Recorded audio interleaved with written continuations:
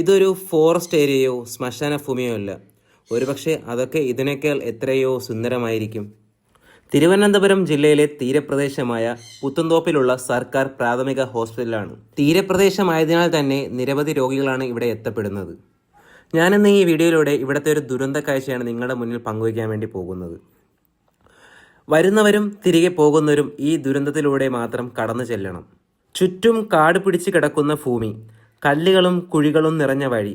ശ്രദ്ധിച്ചു പോയില്ലെങ്കിൽ രോഗം മാറിപ്പോകുന്ന രോഗിക്ക് അടുത്തത് വീണ് നടുവൊടിയുകയോ കാലൊടിയുകയോ അല്ലെങ്കിൽ മറ്റേതെങ്കിലും ഇഴജന്തുക്കളുടെ കടിയേൽക്കുകയോ ചെയ്യാം. എന്തായാലും ഒരു ദുരന്തം ഉറപ്പ് തന്നെ. തീരപ്രദേശ റോഡാണിത്. എല്ലാവർക്കും എത്തപ്പെടാൻ വളരെ എളുപ്പം. ഞാനിപ്പോൾ കാണിക്കുന്നത് ഹോസ്പിറ്റലിലേക്ക് പോകുന്ന റോഡിലേക്കുള്ള എൻട്രിയാണ്. ഈ എൻട്രിയിലേക്ക് കടന്നു ചെല്ലുമ്പോൾ തന്നെ പൊടുന്നനെ ഒരു വലിയൊരു കുഴിയെന്ന് പറയാമല്ല, ഒരു വലിയൊരു കിണർ. ആ കിണറിൽ നിറയെ മാലിന്യങ്ങൾ കൊണ്ട് മൂടപ്പെട്ട് കിടക്കുന്നു. രാത്രി 7 മണിക്ക് ശേഷം ഇവിടെ എത്തപ്പെടുന്ന രോഗികളും മറ്റ് വണ്ടികൾക്കും ഇത് വളരെ പ്രയാസം തന്നെയാണ്. ഹോസ്പിറ്റലിൽ എത്തുന്നവരെ ലൈറ്റുകളില്ല. ആരും ഈ പടുകുഴിയിൽ വീഴാതിരിക്കട്ടെ, ഇഴജന്തുക്കളുടെ കടികൾ ഏൽക്കാതിരിക്കട്ടെ. ഇതിനൊരു പരിഹാരം എന്തായാലും സർക്കാർ ചെയ്തു തരിക. വീഡിയോ മാക്സിമം ഷെയർ ചെയ്യുക.